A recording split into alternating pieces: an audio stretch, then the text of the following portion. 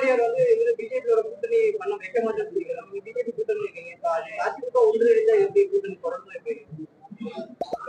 கடந்த நாடாளுமன்ற தேர்தலில் தேசிய அளவில் ஒரு ஜனநாயக கூட்டணியை மாண்புமிகு பாரத பிரதமர் அவர்கள் உருவாக்கி தனக்கு பக்கத்தில் வலதுபுறத்திலே அவரை உட்கார வைத்திருந்தார்.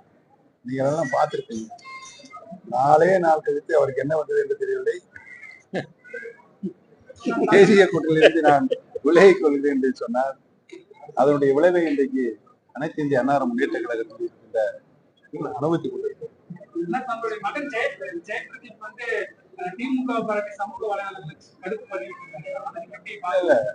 பேரறிஞர் அண்ணாவை காங்கிரஸை பாராட்டி இருக்கிறார். புரட்சி தலைவர் எம்ஜிஆர் அவர்களும் காங்கிரஸை பாராட்டி எதிர்கட்சியா இருக்கிறார். அம்மா அவர்களும் சில நேரங்கள் சிதம்பரத்தை கூட பாராட்டி இருப்பார்கள். ஆக நல்ல கருத்துக்களை சொல்லுவதை பாராட்டுவதை தப்பு இல்லை.